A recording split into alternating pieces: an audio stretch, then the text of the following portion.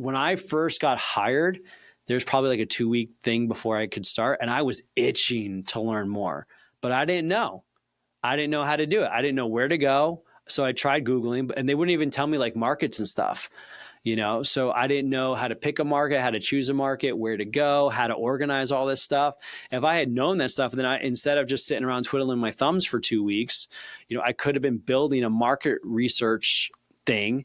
And because it doesn't take, I don't need to know much more than just give me a market to research. Because if you're joining a brokerage, right, they probably have an idea of what market they want to go. So give them a market, and within a weekend, within a day, you can have all this information, and then study it and learn it and get better at it. Let's talk about how to do market research if you don't have access to a program like a database, like a professional jet broker. So I'm gonna share my screen. So here we have controller.com. Do you see my screen? Okay. So we're going to look at jet aircraft. Now, if you know what you're looking for, you can use it up here. Or you can just kind of go Cessna Citation or type in, PC-12, and it'll give you some options, or, Gulfstream, and it'll start giving you options. But for now, we're going to go to jet aircrafts, and just so you can kind of see how they work. So this is like all the jet craft for sale. As you can see, they've got 1,400 listings on controller. So we can go to manufacturer, we can go to the year if you only want to do 2000s, we can go price point, all different things that we can try. You can even go by listing type, for sale or for lease, and however you want to do it. So we're just gonna start. Let's take a look at the Citation Excel market. And so if we look at the Excels, we see there's 9 listings. Which is good. It shows that there's a couple of listings. If we go through, we see Jet One's got one, Fly Alliance. They're a charter company. I just happen to know that, but just, for fun. It might be worth, I guess my point being, it might be worth Googling these guys. Vertical Jet Sales, Bel Aero, Wheels Up. You've heard of them. Wheels Up, Vertical Jet Sales, Valor Jet's good company, and George McFarlane. All right. So what's interesting here is, we see Wheels Up has a few, because, and you wouldn't necessarily know this if you're just starting, but thank you so much for watching. If you haven't already, go to circle.jetlifeaero.com and check out our online community for aspiring brokers and current brokers. Here you'll find discussions, all thing aviations based, things that you're going to want to know as an aircraft broker. You can also check out our free training, as well as more resources that are available to help you to become a better jet broker. That's circle.jetlifeaero.com to begin your journey within the broker community, absolutely free. They own a bunch of Excels because for their charter companies, so now they're getting rid of them. So that's interesting. So charter companies are going to start dumping these, which is going to be interesting for the overall market. And then we saw Vertical Jets got two Excels listed. So, but there's no clear player here where it's like, oh my gosh, they've got 30%, 50% of the listings here. So this might be an opportunity. Let's click on this Excel. Okay. So we see it's a 2000.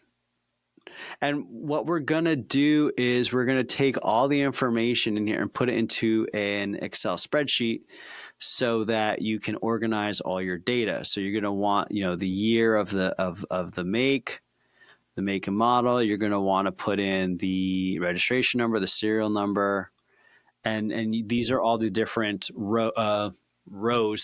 columns that you make on your spreadsheet. So I'm going to put year, I'm going to put serial number, registration. I'm going to put my airframe total time.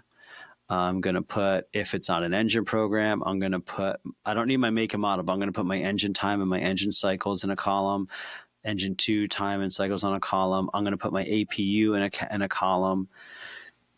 I'm going to make note of avionics. I'm going to make note of additional equipment. I'll put that under just a general notes section column. I'll note when the interior exterior were done. And then I might have like another column that says where it's based out of and who has the listing. But these are all columns that I'm going to make, so that I can organize my data.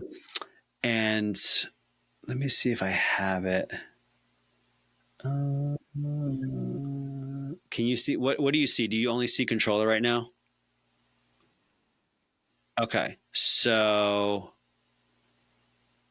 I'm just gonna go to, I don't know if I have, I thought, oh, here we go. Okay, so let me share this other screen with you. And I'm just gonna share the entire screen here.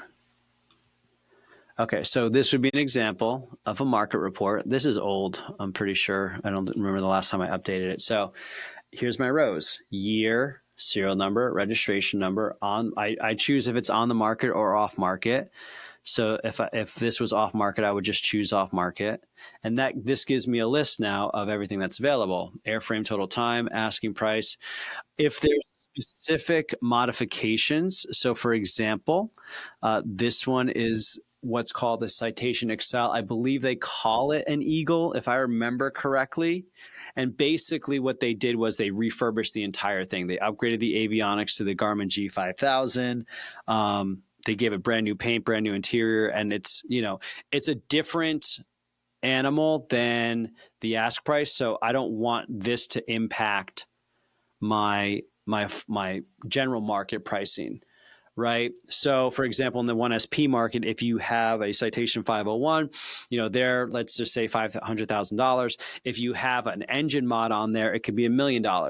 So I don't want to throw $1 million number into the mix, and then all of a sudden my numbers are all messed up. So if you're dealing with a market that has a specific modification that would change the pricing by $500,000 or $1 million, I do an extra column for the ask mod. That's why I do that.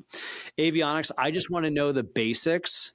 So when you're going into a market, you're going to look and try to see, okay, what avionics does it have? What are they calling out in the description avionics wise? Let's see. Nothing up here. Down here, we want to look at, the big thing is usually going to be the comms. Okay, this is the Honeywells. The navigation, the GPS. This looks pretty factory. When you start seeing things that like Garmin's usually an upgrade, at least in the Excels. But we don't know just by looking at this one listing. We have to go back to the Excels to see, okay, what are people calling out? And so you'll just, for now, in your column, you'll just add everything. And then you'll start to see, outliers. So most of these have a Primus 1000. Okay. Then if they don't, they have a Garmin G5000. So now I can see visually, okay, most of them have a Primus. So now I'm learning what's the basic avionics. So if you had a database, it would tell you. And you can also use Google and Wikipedia too, by the way. Like that's a valid way to do this. So if you wanted to just go to Citation Excel, actually I would do this, Citation Excel Global Air. Great website. So if we go to Global Air, this will give you your base information. Here's how big the exterior is, how big is the interior, how many people. Here's the operating weights. The biggest thing you want to see here is payload with full fuel. What that means is when you fill it up with fuel, how much can you put in the aircraft? 960 pounds. That's your pilot, your co-pilot, your bags, your passengers, 960 pounds. If you put more than that, the plane's going to struggle to take off. So what does that tell you if you put full fuel in this thing and you only have 960 pounds left? I mean, you're a pilot. So what does that mean to you?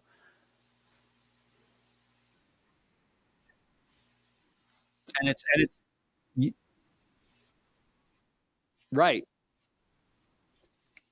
Right. So even though it can fit 7 passengers in the back, there ain't no way 7 adults only weigh less than 1,000 pounds plus luggage.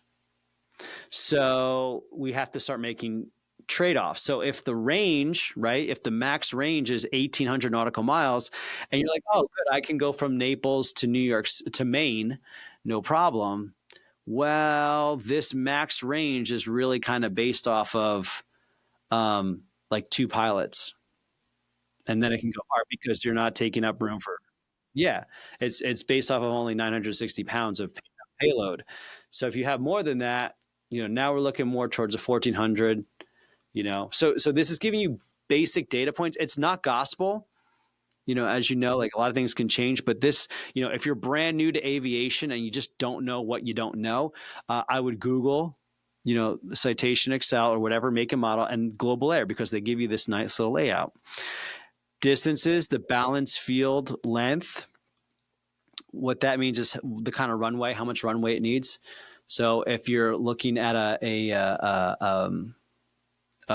somebody who wants to buy an aircraft and like, yeah, I have my own private. I live in one of those flying communities, and we've got 3,000 feet of runway.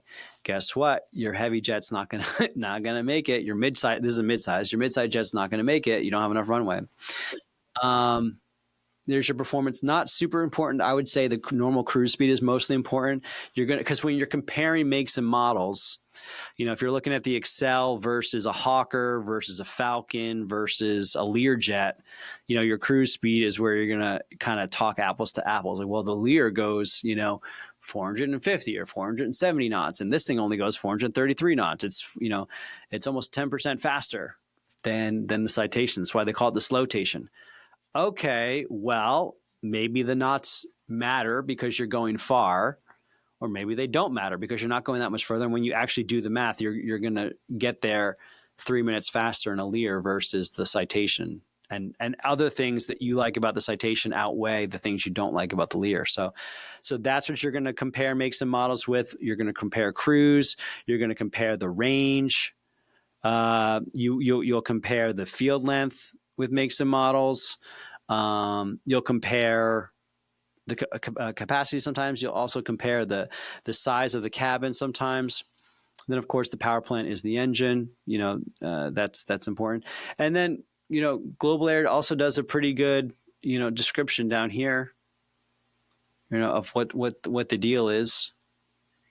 And then it evolves into the XLS and the XLS Plus. So now you can go look at those. So this is how you learn about a given make and model. And then you can also go into Wikipedia. Again, to get basic stuff. So they do a great job when it comes to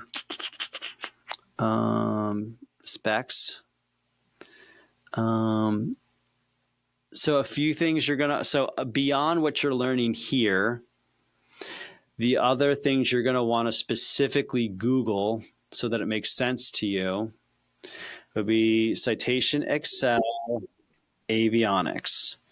So let's see if it tells us what they do in here. Oh, here's an overview. But you're going to want to know, a comprehensive review. This is great. Some other brokers have already done, the work for you because they're trying to educate their buyers because they're good brokers. This goes all the way into World War II. So, geez. But yeah. So we want to know the avionics. We want to know the engine time before overhaul. That's going to be an important question. How many hours can I fly my engine until I have to take it apart and put it back together again? Because when I go back here and I look at the engine, it says, okay, it's got 8,000 hours. And if the TBO on these is 5,000 hours, so there's about 1,800 hours remaining on here. And then you got to take the whole engine apart and put it back together, which is very expensive. So now the value of the aircraft. You can go back to your list. Here we go. And look at the engine times. And look at this one. This one's close to 10,000 hours. So it's going to get overhauled first. So if it's under programs and it's going to be paid for, that's one valuation. If it's not on program and you're going to pay $1 million for it, that's another valuation. So now we're starting, but you don't know, again, what you don't know. So that's why we want to look up, engine overhaul, time before overhaul. We could also do citation Excel, large maintenance items, or maintenance schedule could be. Okay, here's great. This is great for the Textron from the manufacturer. Let's see. Schedule maintenance items every 800 hours, looks like. Citation maintenance schedule is another one. We could also do document inspections, or inspections actually. So here's the doc 1, doc 2, and it'll tell you here's the interval. So every 2 months, every 2 years here, every 4 years, complete inspection. Doc 8 every 2,400 hours. So we want to know, and these are all, again, things you can Google. So we're going to be Googling, inspections, make and model inspections, make and model maintenance, make and model engine time before overhaul. We're going to be Googling avionics. We're going to be Googling upgrades. Okay, and just see what pops up. Oh, some get to the G5000. Oh, some add winglets. I don't know about that, the Excel, but some do an engine program. Sorry. Engine programs is another one to look at. So what are the different engine programs available? So you're going to want to do those Google searches to find out more about the listings. So this is how we put together this. Okay. And you want this to be able, you want something like this in order to become knowledgeable about the market. You're going to learn. You're going to learn what are the inspections. You're going to learn what the average asking price. Right now, the average asking price is 4.5 based on this. $4.5 million. So when the average year is 2001, and the average airframe time is 8,800 hours. So when you call someone, you're like, "Hey, sir, I want to sell your jet for you." Oh, tell me what the market's doing. Oh, sure, no problem. Well, right now on the market, the average is a 2001 Excel with 8,800 hours on it, and they're asking 4.5 million. And it's about a smattering of some are G500, some have the factory Primus, and most of these are on programs. Okay, great, no problem. Your aircraft, sir, is a 2003. It's only got 5,000 hours on it. You got a Garmin 5,000 on it. That's fantastic. You're on programs, brand new paint, brand new interior. Yeah, man. I mean, I would definitely put it out there for something maybe close to $5 million. Let me take a look. Oh, here's another one. Here's one that's kind of like yours. It's a 2002. It's asking 5.8. They've got the G5000. The seat was recovered. Single point refueling, aft flushing lab. It's on JSSI programs. It's a nice one. They're asking 5.8. Yours is a little bit newer. This thing's been sitting there for a little while though. So, where the current market is, maybe you want to be at 5.5, but we can list it for 5.8 if that's kind of what you're looking for. And, then we start to have a conversation. And I don't know that much about the Excel market, but I knew enough that when I put this data in, I can look at the data and shoot from the hip and sound intelligent about it. Now, if you really want to get into it, if you go into the 1SP market, well, okay, now I can talk to you. Yeah, this is the one in Texas. This is the one that doesn't have air conditioning. This is the one that they were asking $2 million just 6 weeks ago. Now they dropped it to $1 million. Something must have happened on a pre-buy. It was under contract, yada, yada, yada. Now I really know the market. Okay. And so it comes down to your ability and your dedication of getting those details so that you can be speak intelligently about it. Again, and you don't need a database to do all this. All the stuff I said, Google, Global Air, Wikipedia, and that's it. Now let's go through. And what we're going to do next is we're going to go through some definitions of what you're going to see on a controller ad, so it makes a little bit more sense to you, because it can be like reading gibberish. But before I do that, do you have any questions or comments?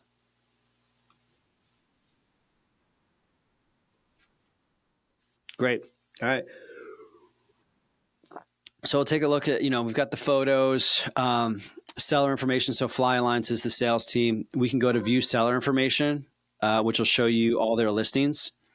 So if you take a look here, okay, Excel, Express, XLS, G4SB. So they're mids and heavy jet brokers. Okay.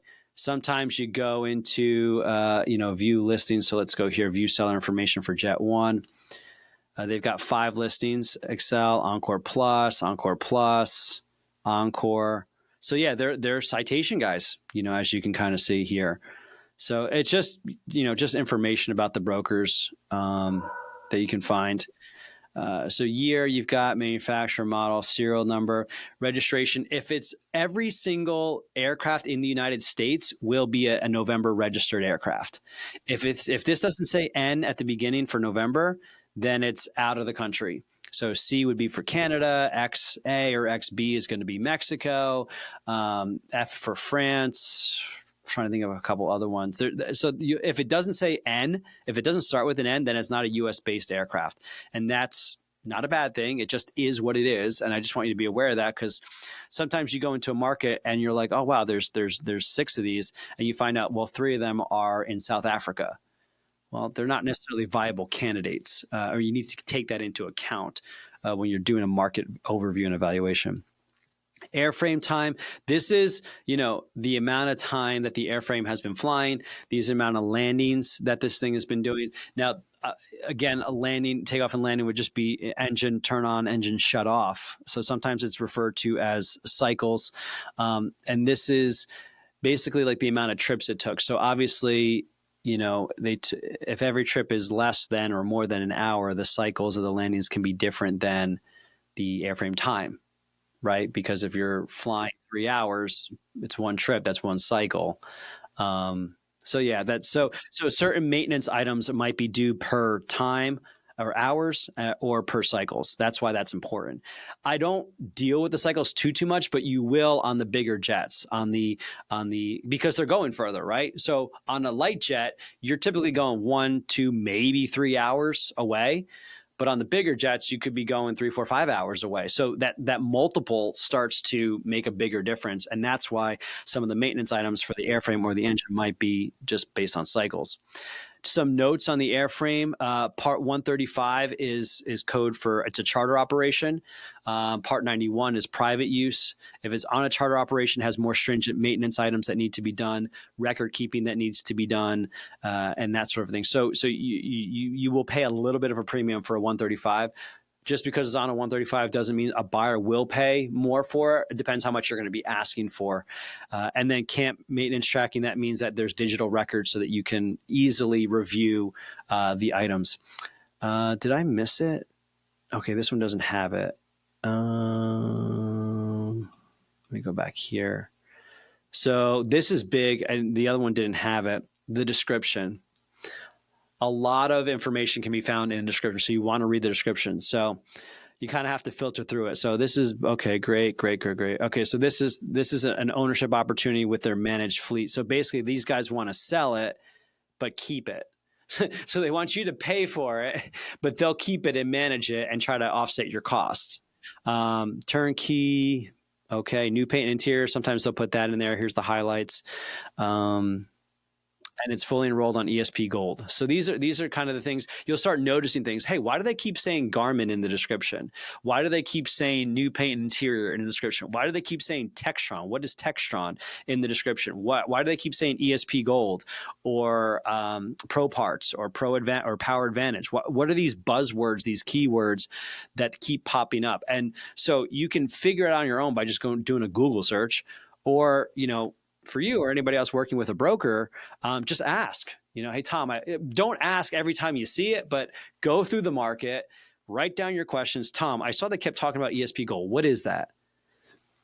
Great. Let's go. Like, that's fine. Let's see. Okay. So that's just this one is talking more about the Jet 1 program than it is about the Jet. But yeah, let's go back here. So we did the airframe. Okay, engine program. This is on JSSI. An engine program is basically a insurance program where you pay per hour to the manufacturer or a third party, in this case, the third party, JSSI, let's say $200, $300 per hour per engine, so that when it comes time for the overhaul, you don't pay anything out of pocket. You already paid that up front. So, so a question to ask is, how much is the owner paying for the engine program? And are there any deferments? Because if there's a deferment, then you're going to have to pay money when it comes time for an engine overhaul. And I'll show you an example of that. Do you have any questions on the engine programs?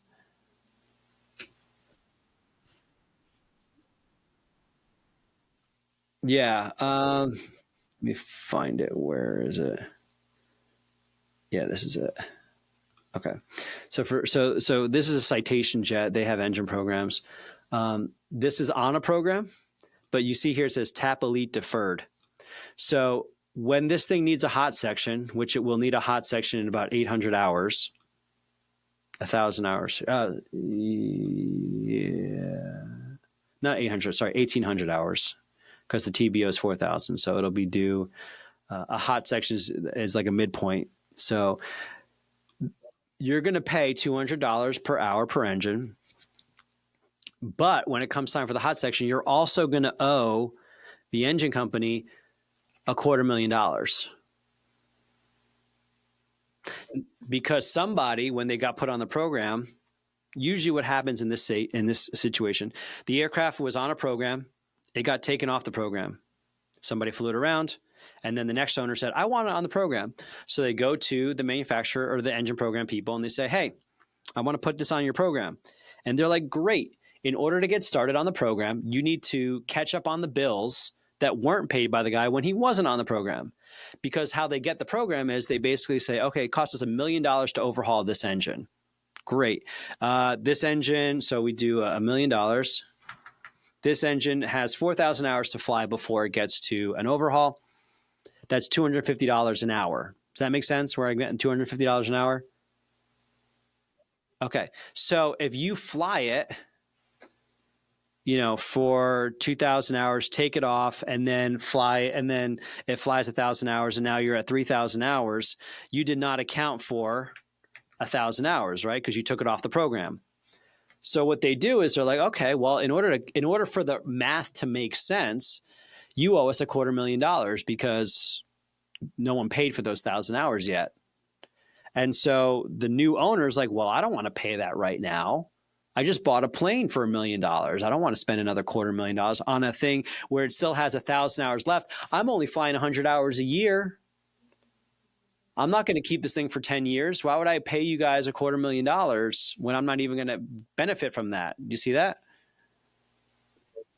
So what they're like, so the engine program will say, okay, no problem. We'll defer the payment so that whenever that gets to that time for do the overhaul or the hot section, whatever, we'll just put it on the owner at that time. So the current owner's like, great, okay, no problem, because it's not going to be me. Well, guess what? When you go to sell that aircraft, we got to tell people, listen, somebody deferred some payments. It's on you. So if you're going to fly this thing up to, in this case, 6,000 hours, because it'd be 4,000 plus 2,000. If you're going to fly this thing for another 800 hours, you're going to need a hot section. And at the time of hot section, you got to pay TAP Elite $250,000. So what is? Yes, an overhaul, you take the whole thing apart. Hot section is you look at the hot section part of the engine. It's not as invasive, so it costs roughly half the cost, roughly. But the hot section might be coming. They defer the payments till the next major event. The hot section is still considered a major event. So what do you think that does to the valuation of this aircraft? If the whole Citation jet market is 1.5, 1.6, 1.7, and you know that the next owner is probably going to have to pay $250,000, because we're talking 800 hours. I mean, that's 8 years. If you're only doing 100, maybe some guys want to fly 200 hours a year. That's 4 years. So what does that do to the value of the aircraft? Well, it drops it compared to the rest of the market. That's why this guy's asking 1.195 when the rest of the market's 1.4, 1.5, 1.6, 1.7. So we went a little bit into the weeds by talking about engine programs, but It's important to know, especially if you're going to deal with a body, an aircraft that has programs, which most will if they're after 2000. They will. It's just, and especially if they're heavy jets or mid jets, they will. Okay, so we're in the engines. Here's times, here's cycles. Same thing. There are some maintenance items that go by engine cycles versus time. For example, components of the engine. So as you know, an engine's not just one big ass thing. It's multiple components, impellers, blades, just tons and tons of stuff that I don't get into or understand. But you'll want to know the cycles for some maintenance items. And again, you'll look into Google and be like, what are the big maintenance items? Like, what are the big, upgrades? What are the big airworthiness directives and service bulletins that people need to be aware of? Landing gear inspections is another thing. Avionics, you're going to make note of this. Okay, Honeywell EFIS displays, 870 EFIS displays. Here's the autopilot. Sometimes they change out the autopilot. Additional equipment, they've got Wi-Fi. Notes on the interior, just paint and interior. Has it been stored in a hangar? That's always important.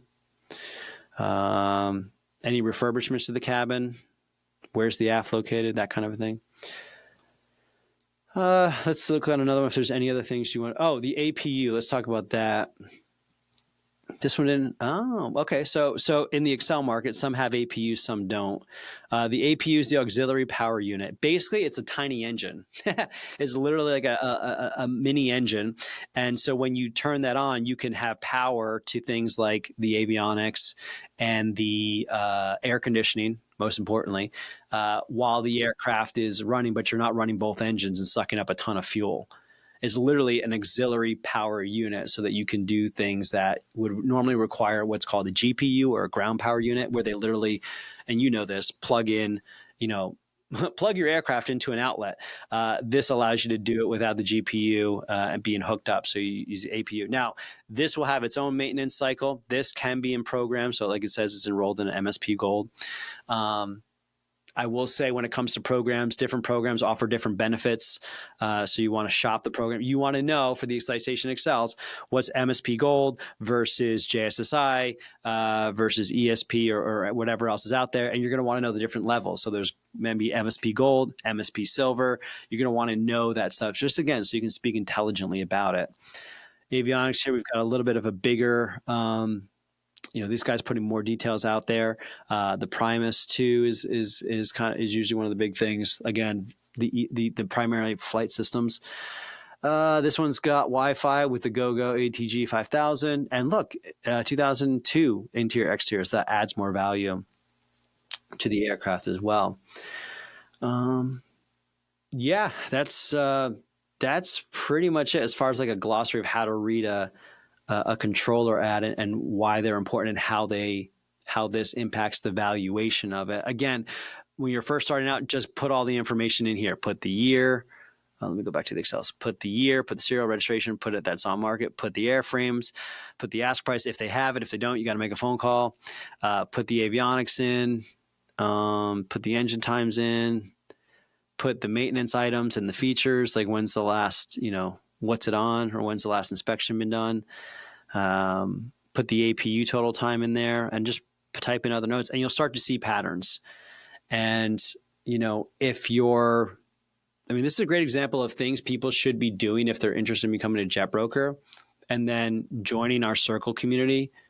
If you go to go.theultimatejetguide.com/circle, it's a free community. Go do a market report, go do market research, and then go ask a question in the circle community. Like, hey, what does this mean? Or how do I value this? And like, let the community, learn from the community. We'll tell you, like, you don't need, it's really helpful to have things, databases like JetNet and stuff, because that's where your contact information starts. But this is stuff you should be doing before you join, before you get started, before you start paying money, so that you become educated on a market. And if you like doing this stuff, if you don't like doing this stuff and finding out the details and putting in that hard work of becoming knowledgeable in a thing, then you're not ready for this. Because you need to be intelligent, because you're speaking to high net worth individuals. They deserve your respect. They deserve that you honor their time when I first got hired, there's probably like a 2-week thing before I could start, and I was itching to learn more, but I didn't know. I didn't know how to do it. I didn't know where to go. So I tried Googling, and they wouldn't even tell me like markets and stuff, you know? So I didn't know how to pick a market, how to choose a market, where to go, how to organize all this stuff. If I had known that stuff, then instead of just sitting around twiddling my thumbs for 2 weeks, you know, I could have been building a market research thing. And because it doesn't take, I don't need to know much more than just give me a market to research. You know, because if you're joining a brokerage, right, they probably have an idea of what market they want to go. So give them a market, and you know, within a day, you can have all this information, and then study it and learn it and get better at it. Yeah, I wish someone would have kind of laid this out before me, you know, when I was getting started. So I hope this is all helpful for you.